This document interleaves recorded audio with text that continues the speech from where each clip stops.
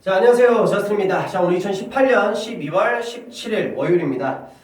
자, 이 동영상은 좀 현실적인 이야기를 하고 싶어서 이 동영상을 찍도록 하겠습니다. 자, 일단은 이 동영상은 이번에 국민대학교 시험 본 학생들, 특히 이제 오전 시험 본 학생들이 많이 좀 얘기를 듣게 될 텐데, 자, 일단은 이번에 이제 응원을 나가서 이제 학생들 시험 보고 나왔을 때 제가 문법을 담당하고 있기 때문에 우리 학생들에게 처음에 물어보는 얘기는 그 얘기입니다. 문법 뭐 나왔어? 나도 궁금하지. 내가 과연 찍어주는 게 얼마나 나왔을까? 이제 그게 궁금하니까. 그럼 이제 문법은 솔직히 말해서 문제 난이도 자체가 중간이 없어. 솔직히 문법은 쉽거나 그냥 어렵거나.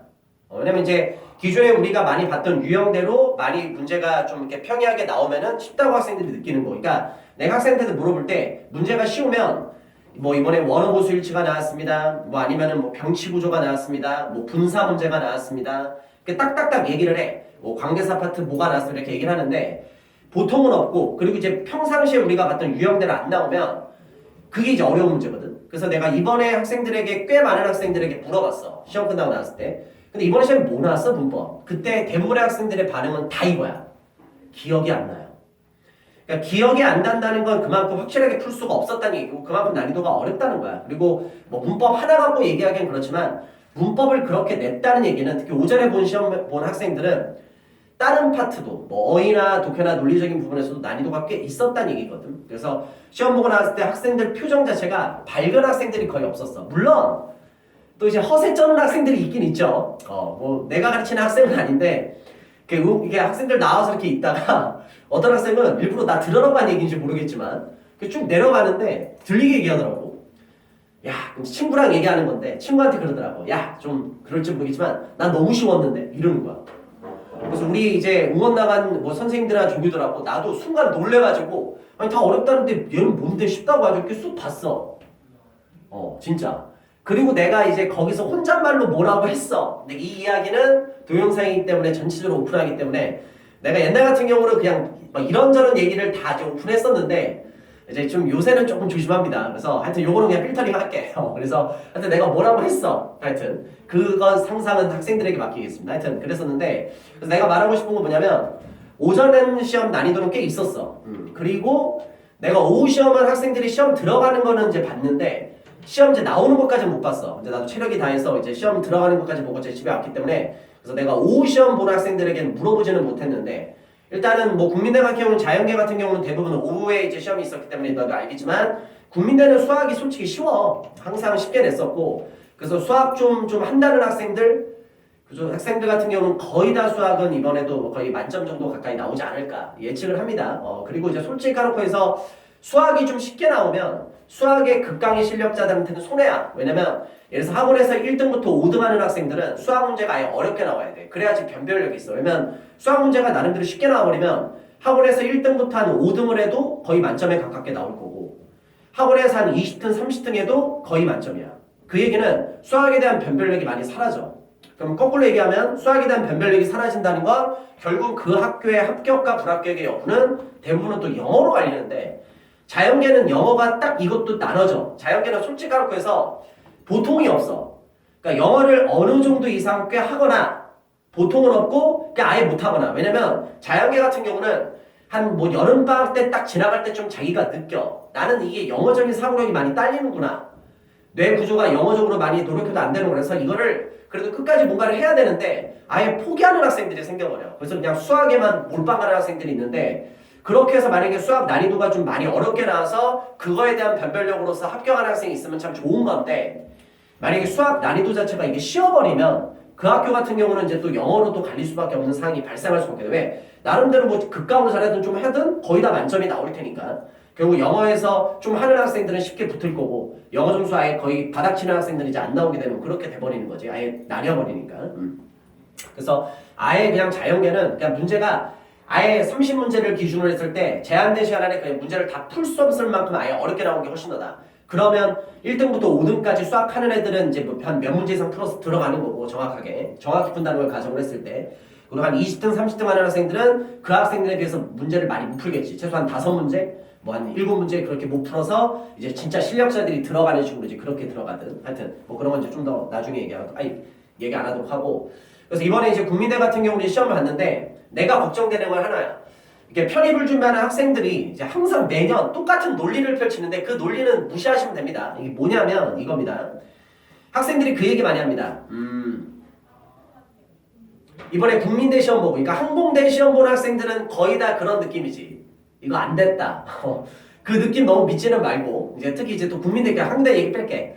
이제 국민대 시험 보는 학생들은 이제 오전에 특히 시험 보는 학생들은 특히 인문계가 많기 때문에 또 작년 합격 컷을 본 학생들은 이제 올해 같은 경우는 이제 딱 자기가 느낌이 딱 와.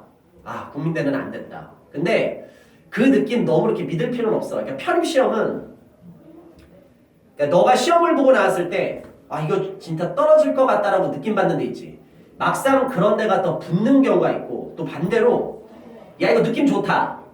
그 학교가 상대적으로 떨어지는 경우가 더 많을 수도 있어. 왜냐면 이게 편입시험이 절대평가가 아니고 상대평가이기 때문에 너가 어렵게 느끼면 남들도 어려워. 그리고 너가 쉽게 느끼면 남들도 쉬워. 그리고 특히 이제 함정 많은 문제들이 있어. 너는 되게 쉽다고 해서 정답을 딱딱 잡았는데 그게 다 함정에 빠져드는 경우일 수도 있거든. 그러니까 섣불리 절대 예측할 수 없어. 그래서 이번에 특히 오전에 시험 보는 학생들은, 내가 오후는 난이도를 잘 모르겠다. 근데 오전에 학생들 얘기를 들어봤을 때는 난이도가 많이 어려웠기 때문에 우리 학생들이 굳이 그거 갖고서 지금 뭐 떨어졌다 안 떨어졌다 그거에 대해서 얘기하지 말고 지난 시험은 지난 거고 남은 시험에 좀 더 집중을 했으면 좋겠어. 그렇게 하도록 하고, 우리 하나 더 얘기하고 싶은 게 뭐냐면 이거 제일 중요한 건데 이거지.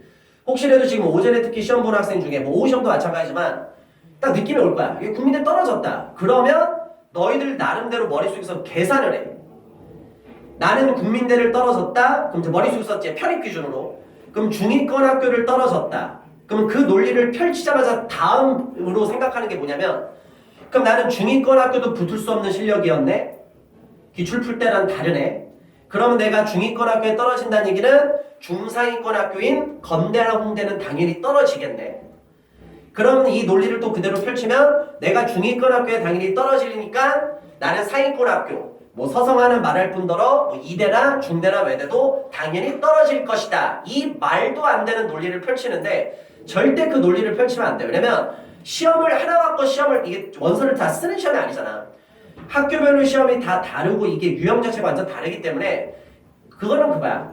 그러니까 이런 경우가 되게 많아. 예를 들어서 어떤 학생이 건국대에 합격을 했어. 우리 편입에서 중상위권 학교라고 많이 얘기를 하지. 그러면 건국대를 합격한 학생이 이런 경우 되게 많다. 국숭, 세단, 아주대, 인하대 거의 다 떨어진 학생들이 있어. 그리고 그 중위권 학교에 다 떨어지고 건대 붙어서 건대 가는 경우. 그럼 그 경우는 뭔데? 또 반대로 만약에 서성한 합격자가 있어. 그럼 너희들은 서성한 합격자는 무조건 건대나 홍대 정도는 붙을 거라 생각하지. 그건 네 생각이야. 아니야. 그래서 한양대 합격생이 있는데 한양대 합격생이 얼탱이 없게 건대나 홍익대는 떨어지는 경우 있어. 근데 생각보다 이거 되게 많거든. 그리고 한양대 합격한 학생이 예를 들어서 뭐 여학생이면 이대 정도도 당연히 붙을 거라 생각하는데 한양대는 붙었는데 이대는 또 떨어지는 경우도 있으니까 이게 너무나도 변수가 커. 그러니까 고작 중위권 정도의 시험에 학교에 하나를 떨어졌다고 네가 느낌이 받아서 그 느낌이 불안해서 남은 중상위권이나 상위권 학교 나는 안 될 것이다 라는 생각이 들어버리면 너 진짜 이번 싸움에서 끝이야.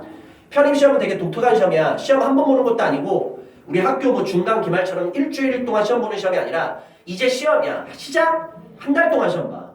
처음부터 이거 멘탈 깨지고 들어가면 이 싸움은 너는 상대가 안 돼. 이건 진짜 지구력 싸움이야. 이 시험은. 야, 시험 기간이 한 달이야. 이게 상식적으로 말이 되냐?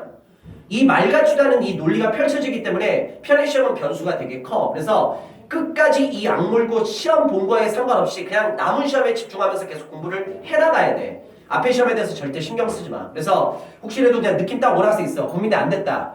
그럼 중위권 학교 안 되니까 나는 그 위 학교 안 될 것이다. 그럼 말도 안 되는 얘기야. 시험이 다르잖아. 그러니까 절대 그 말 같지 않은 얘기 하지 마시고, 무사일지 생각 조금만 들면 그냥 잊으시고 남은 시험에다 집중하시고. 그래서 특히 이제 이번 주 같은 경우는 뭐 다음 동영상에 뭐 특강 안내도 하긴 하겠지만 최대한 이번에 시험 있는 건대, 뭐 숙대, 단대 시험 보는 학생들은 이 학교에 최대한 집중하시고, 물론 1월 달에 있는 네가 정말 가고 싶은 메이저 학교도 있으니까 공부 비율을 잘 해야 돼. 그래서 이번 주에 있는 시험에다가 한 60% 70%의 힘을 주고, 그리고 이제 1월 달에 있는 메이저 학교에 충분히 들어갈 수 있는 실력과 그리고 그 학교가 진짜 실적이 목표되는 학생들은 이번 주에 시험에도 목표를 두긴 하지만 거기에다가 한 30% 40% 정도의 힘도 비율도 두고, 그렇게 해서 항상 그 주에 맞춰서 밸런스 맞춰서 공부하시고 1월 달에 데뷔하는 것도 하시면 되고, 이제 시작일 뿐이다. 한 달의 기간이 남았다. 그렇게 해서 아직 기간 충분히 있으니까 여기에서 절대 자신감 잃지 말고 자살하지 마라. 그래서 이 국민대 시험 보는 학생들에게는 특히 오전에 시험 보는 학생들은 많이 자살했을 거야. 특히 인문계 학생들은 작년 컷 보니까 뭐 한두 개, 두세 개,